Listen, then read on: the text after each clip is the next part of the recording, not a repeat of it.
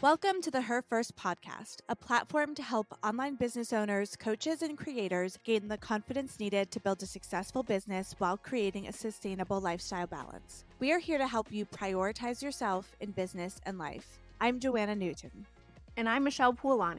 In this podcast, along with the Her First Collective, you can engage in the challenges women face in business, ways to increase your impact or income online, and how to make it all work while launching, scaling, or maintaining. Spoiler, it's not about perfectionism, hustling, or a copy-paste methodology. Let's dive in. Make sure you stay until the end of the episode today because we have a very exciting announcement planned for you. Something that we've been putting together behind the scenes and are releasing in the new year, so stay tuned. Today, we're talking about community, specifically how to gather in an intentional, purposeful, and impactful way. This discussion today is inspired by Priya Parker's book, The Art of Gathering. Now, Priya Parker was a speaker at Kajabi Hero Live that was one of the best discussions that actually stood out to me through the entire conference. She brought this idea and concept to the forefront for me that I had never really intentionally thought about before. As coaches, creators, and online business owners, we are gathering people together, whether that is a Facebook group or an online Kajabi community or a digital space for programs, offers, one-to-one, one-to-many, memberships, communities in terms of who's following you, your audience, your email list, all of these places in which we are essentially gathering people together. And we're not always super clear or intentional about that gathering. The conversation that we're going to have today is all about how to be really intentional and purposeful so that you can have a higher impact. That means that your guests or your audience members or your email list subscribers or your customers can feel the impact of what it is that you're doing, what it is that you're sharing with the world, the business that you're running, the message that you have, how they can really feel, embody, and walk away with more practical, applicable, and intentional tools for their everyday lives. We really have to kind of understand this idea of a gathering before we really get into the discussion of it. Understanding that the way in which we hold space for others is a gathering, whether that's very small and intimate, again, a one-to-one opportunity, or a 1-to-4 in a small hosted group setting in your home, or again, 1 to 100, 1,000, 3,000, 100,000, and being able to take these principles and really discern for you what it means to cultivate a gathering, cultivate that space, and create a community. And in so doing, you're essentially creating your own culture. You are establishing a very clear purpose of having that community in the first place. And you're really thinking about the people in that community and how your words, your actions, and how you have created that space is going to impact them. And that's what it is about today. It's about building that relationship. It's about fostering that relationship. And it's about figuring out how to get the most engagement and the most impact out of that relationship. When we're creating that space, whether that is a live Zoom group call, or whether that is a summit that you're hosting online, or even a live conference in person, you've got to think about the container in which you're inviting people into this new alternative world, and that they're going to be willing and interested participants in whatever world you're creating for them. As we dive into this conversation today, start to think about how this applies to your personal life, whether that is just a hosted gathering at your home, or to your professional life, in which you may be inviting people into a clear, intentional space and maybe not cultivating that relationship or that community or that audience in the right way, and ways you can start to shift, change, or improve that. So, I have a really funny story, embarrassing story about a gathering that I'm kind of excited to share. And I think it's going to really make sense as we talk about this. But I was invited to a fundraiser for a community pool. So we have a community pool that's being taken down, and everyone wants it to get rebuilt and build this whole community center. So it was this fundraising event for this community center. Now, the invitation I received said it was a backyard barbecue. Michelle, you're laughing. I feel like you might know where this is going. It was for a backyard barbecue for this fundraising event. And so I'm thinking backyard barbecue, great. I'm also thinking One of the things that's interesting about my town is there are, like, people who grew up here and lived here forever, and then people who moved in, and there is a little bit of divide between these 2 groups, and this was a fundraiser hosted by people who grew up here and lived here forever, and I was like, "Ooh, I'm invited to, like, the local event. How cool." Thinking backyard barbecue. So I get up and show up to this event, and it is the summer, it is hot. I am wearing like cut off jean shorts and a tank top and my Birkenstocks, thinking backyard barbecue, this is totally appropriate. I looked cute, by the way. Like I thought I looked really cute. Well, it turns out the event was not a backyard barbecue. It was inside in their home, their beautiful old home, and everybody is like dressed up. Like there are ties and polo shirts and beautiful dresses, and I'm wearing cut off shorts, a tank top, and Birkenstocks. I look cute, by the way, but was totally inappropriately dressed for the event. And somehow what I expected and what was happening were completely different, and it threw off the whole night for me. Like, I felt I was uncomfortable, I was out of place, and when we think about gathering, these are the types of things that when the intention of the gathering, what it is, I was appropriately addressed for a backyard barbecue, but not the event that was happening. And what's really funny is now I this might have been like completely unintentional or not. You know, during the event there was like a presentation about giving and the guy giving the presentation was like, I have all your contact information. I'll be reaching out to you individually to see how you might want to participate in this fundraiser, how you can give. I did not get a follow-up invitation after.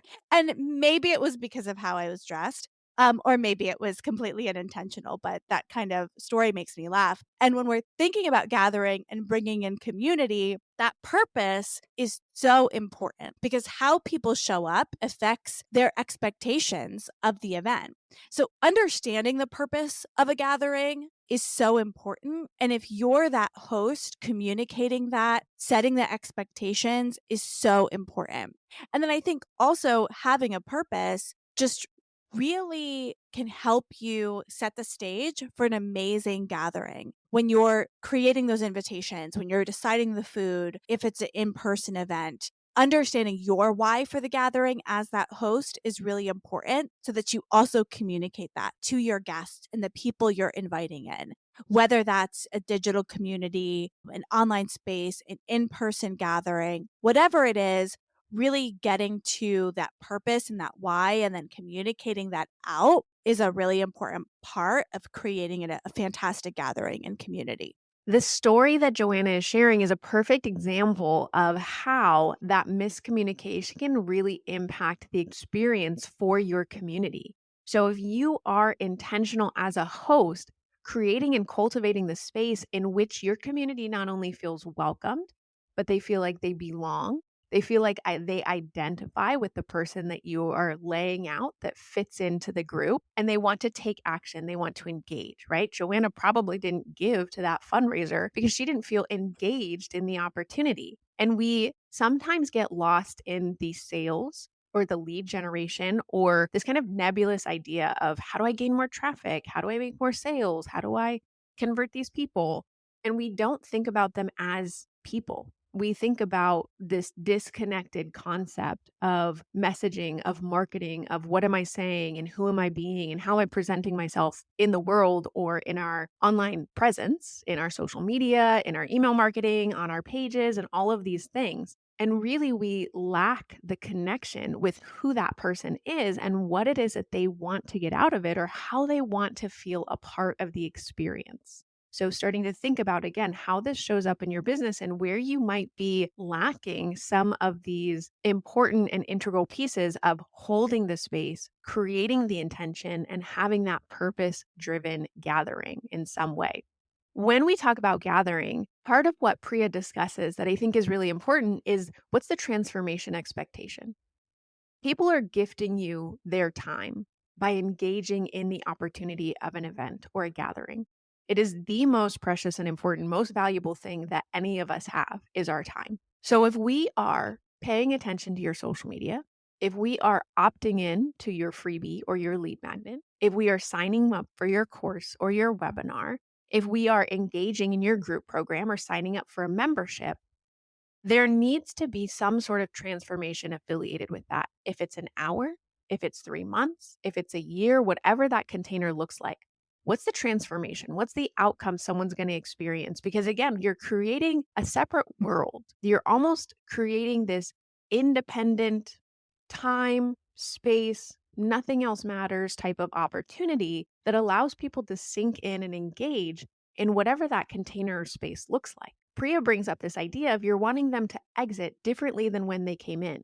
What are they going to say? How are they going to be? What are the actions that are going to happen in that space that's going to allow them to move forward in their lives a little bit differently? Or how are they going to transform through the experience? And then really thinking about what is that specific group of people that's going to have the need for that transformation. We talk about this in the online space all the time.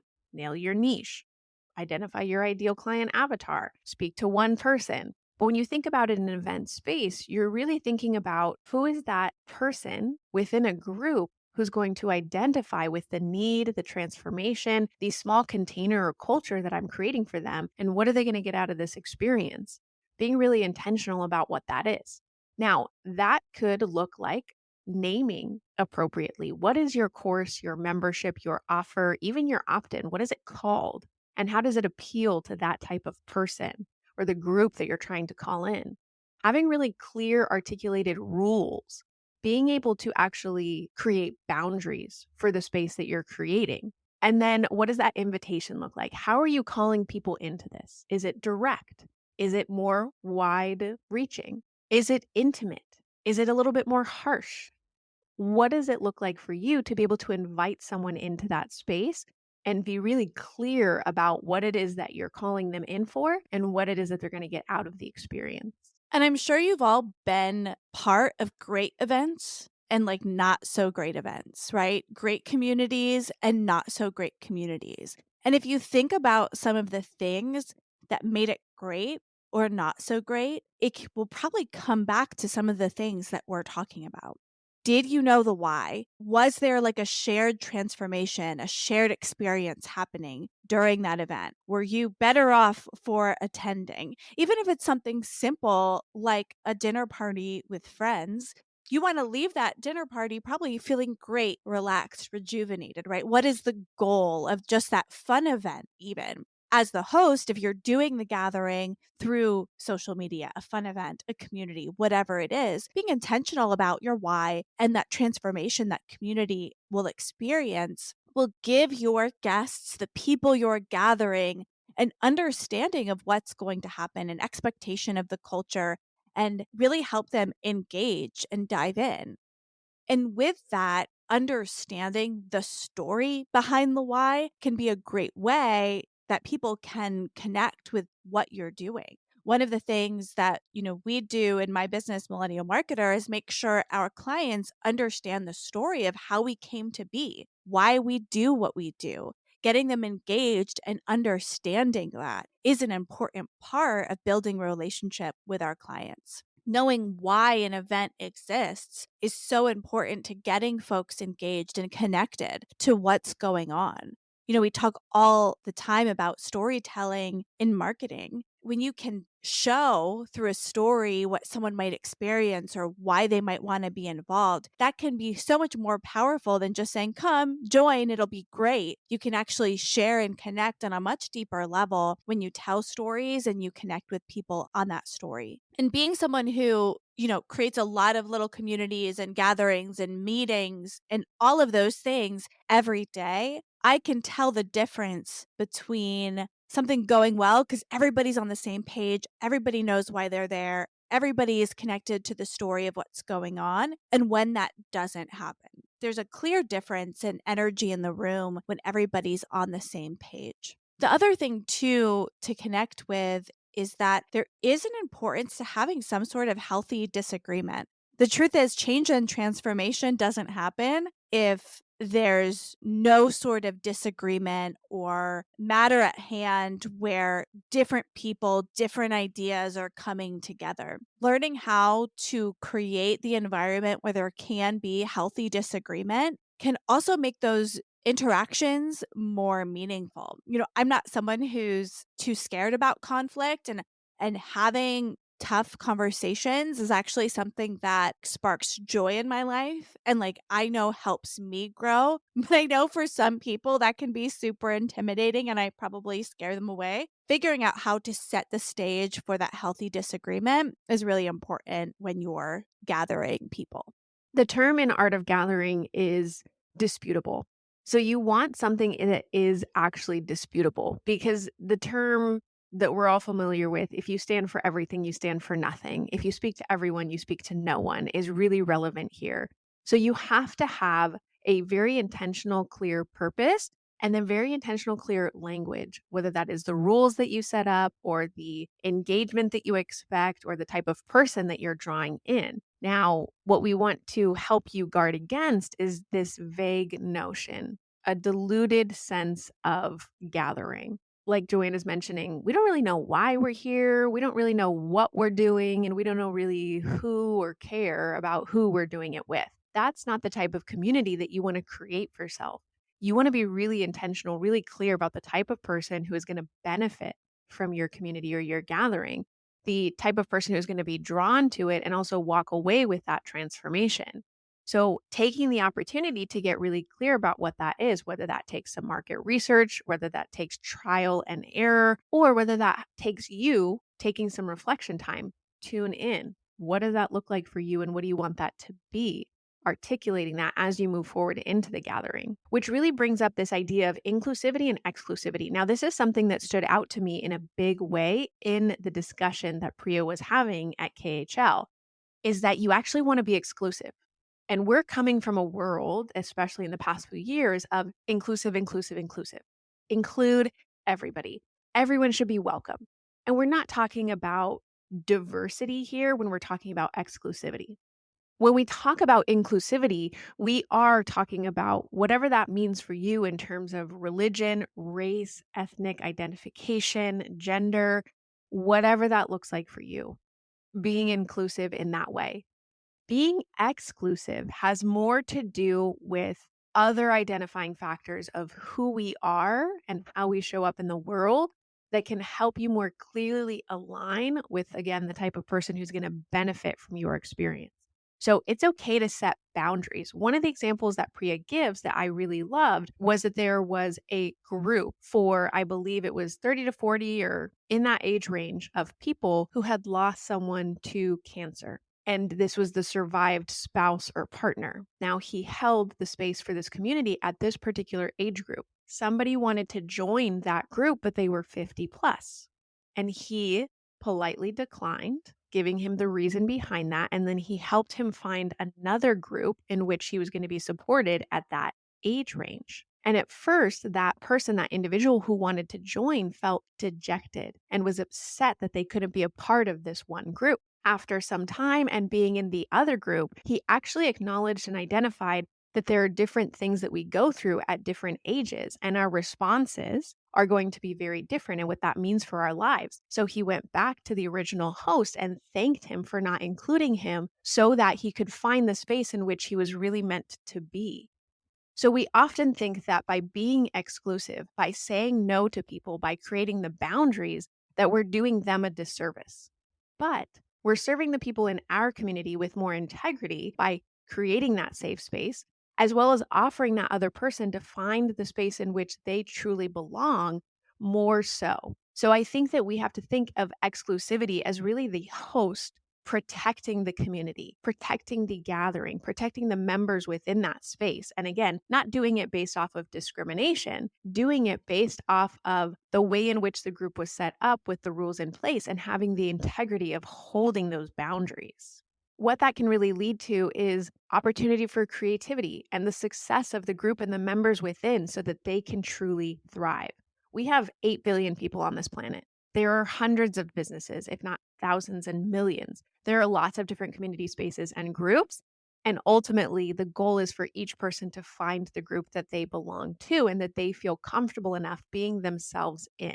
And sometimes that means that they might have to find another group and being okay with that, being okay with setting the boundary, being that host that's going to maintain the integrity of the space that you've cultivated. Yeah, and what this might look like for you if you're creating a community, creating a gathering, a group of any kind, is you're going through the process of understanding your why, identifying the transformation that people will experience during that, figuring out the story of what that group is, how people can connect and engage, and then really defining who is it that is going to be involved. These steps, when we go through them, as a marketer, it's like this is creating your brand in a lot of ways. These are a lot of the steps you're going to take if you're creating a brand. Who is it for? Why? What is your story? What's the transformation? What's that point A to point B? And then really the next step is you're really creating almost your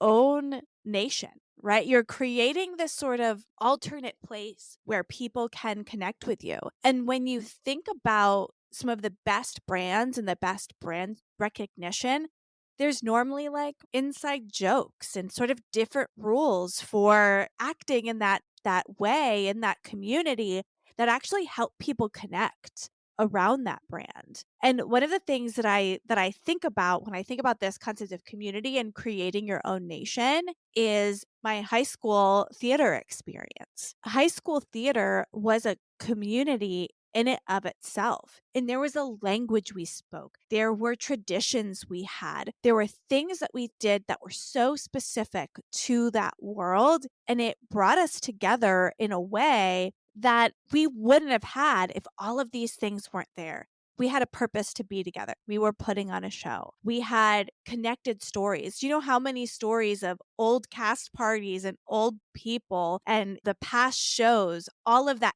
history went into that community. And those stories were told by the leaders. They were told and passed down from like generation of theater kid to generation of theater kid. There was this thing that we did. If my theater teachers are listening, they shouldn't know this because I think they all knew we did what I'm about to tell you, all the grown-ups, but we weren't supposed to do it.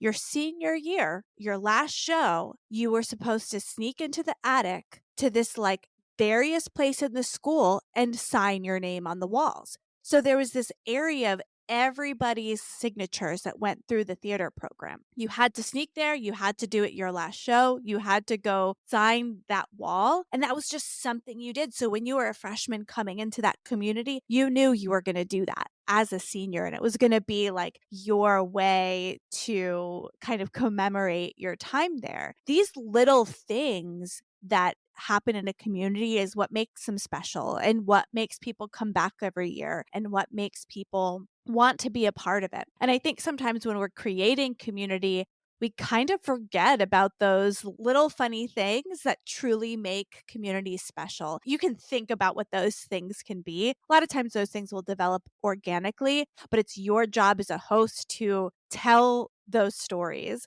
keep the generations going, keep the traditions happening, and really setting the stage for that sort of temporary world you're creating, that temporary community. And it can be really easy to kind of forget your role as a host. I think a lot of times that we want to not appear to be like the authority figure or have a hierarchy or setting the stage, but understanding your role and your power and your authority in that situation can really keep the gathering the way it's supposed to. Thinking back to that example of like high school theater, you had the adults that were in charge, and then you had the seniors who would pass down information to the other people in the community. Like those roles are so important to creating that nation, creating that community, and keeping people engaged. This example makes me think of a really popular online group that has disbanded because the leaders and coordinators shifted to something different. But there was a community called Screw the 9 to 5.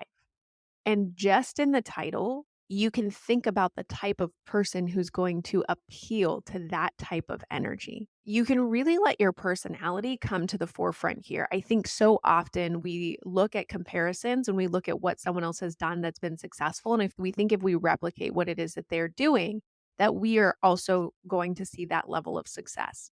But what I've found is that more often than not, the people who see the success are because they brought their own unique qualities to the table. Maybe they were following other people's strategies, templates, and approaches, but ultimately it was their personality, their distinct energy that helped define who they were attracting, what they were attracting them for, and why they were coming together. Having that intentionality as a host is very, very important. I like the term that Priya uses, which is generous authority. This isn't meant to be a dictatorship necessarily, where you're sitting in a place of egotistical power and you're demanding and delegating and keeping all of this energy around, oh, the importance of me.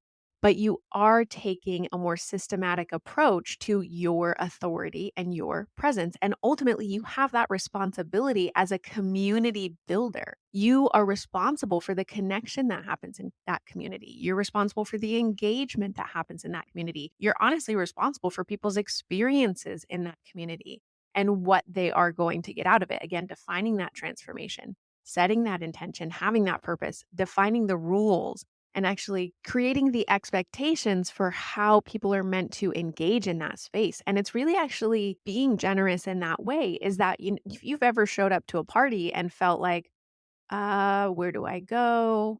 How do I do this? Where do I check in? Do I put my drinks over here? Am I supposed to eat the food yet? There's a lot of confusion that can happen. And as a guest, you feel like you're not being taken care of. Now imagine you walk into an event and somebody takes your coat on the way in and then they direct you to the check-in table. And then from the check-in table, they guide you to your first glass or your first beverage. And then from the beverage station, they tell you the appetizers being passed around. Feel free to help yourself. And then you have a designated seat and you can go to your designated seat. And then it's opened up with a speaker and that speaker tells you what to expect from the evening. It's a totally and completely different experience.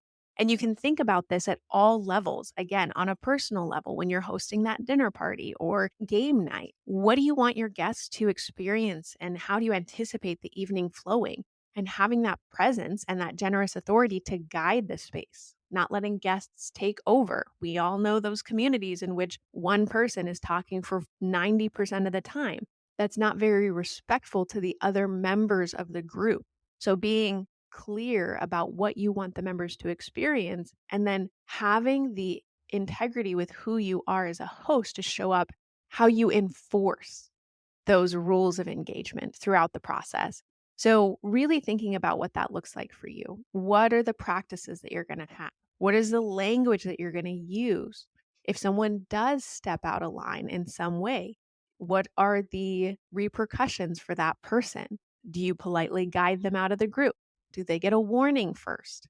Are you able to quiet them down or guide the discussion differently? I think so often in the online space, we get into these like online group coaching situations and Zoom calls. And again, sometimes maybe someone just takes over or they're talking about things in a way that isn't helpful to the rest of the group, or they're just kind of mulling over the same thing over and over again. And you, as the host and as the coach or the person who's guiding that group, has a responsibility to each of the other members so that they get the benefit out of that experience. Really thinking of your responsibility, how you're showing up, and how you're going to enforce a lot of those things.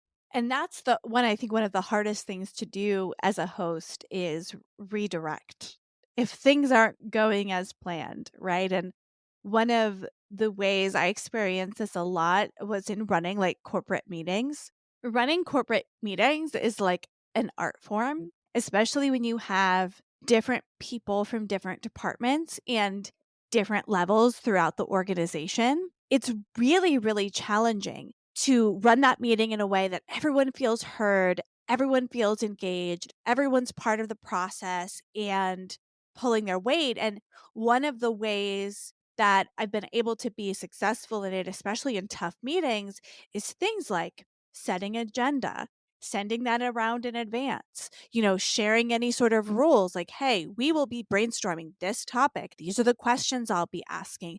I want to hear from each and every department. And as the host, calling on specific people to help move that. When someone is taking over, going in a direction that you don't want, finding a way to say, let's table that topic because I want to focus on this one, but I'll make a note to come back to it if we have time, right? Like finding ways to create that environment in the corporate setting, in a Zoom meeting, and an in person corporate meeting is really challenging, and you do have to be very, very intentional about it. I've gone to meetings hosted by other people that have gone terribly, been disastrous, and the point of the meeting never happens because the intentions and the expectations weren't set up in advance. And one of the things that's important in this whole process is to really create a sense of psychological togetherness as a group. In a corporate meeting, the example we're just sharing, that can be setting those expectations in advance.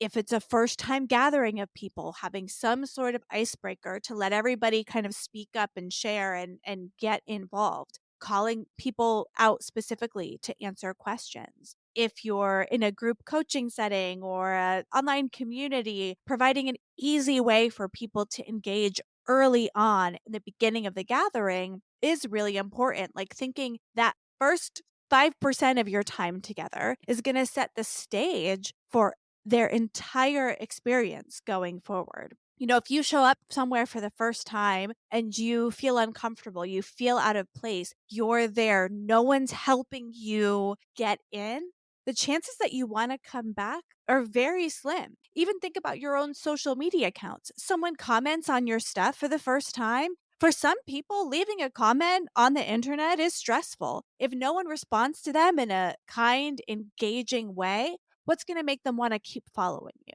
right? So, thinking about how you can engage people right in the beginning is so important to create that sense of psychological togetherness as a group. I've hosted virtual parties because I've worked virtually for a very long time. Virtual gatherings for teams that are like supposed to be fun can be fantastic, and they can be horrible and make no one want to show up ever again. And thinking about how you can get your guests to engage early on in the event is super, super important. You bring up such a great point of leadership, Joanna, is that really intentionally when you're working with a team or you're coordinating with anyone is you're setting a precedent and creating that space, whether it is just a meeting or a larger group event. There's so much to be thought about. And as we start to wrap up this episode, as you're listening, just starting to think about all the ways in which you're holding space in any area of your life, any area of your profession, any area of the work or the business that you have, is how you can be more intentional, more strategic, more thoughtful in that space building and thinking to the practical and tangible things that you can do, but also the energetic things, really leaning into how you show up, how you treat other people, how you're even being a guest at other events. One of the things that was shared with me early on in the business space was really being mindful as a customer yourself, being a consumer. What does that experience look like for you? What is that journey? And how do you want to be treated? What are the expectations that you have? And then flip flopping that and thinking, okay, how can I translate that into my business or the work that I do so that I can treat others like I want to be treated? It's such a simple practice, but so often we overlook it and we forget and we lose the compassion and we lose the connection and we lose that intimacy in that group or gathering setting.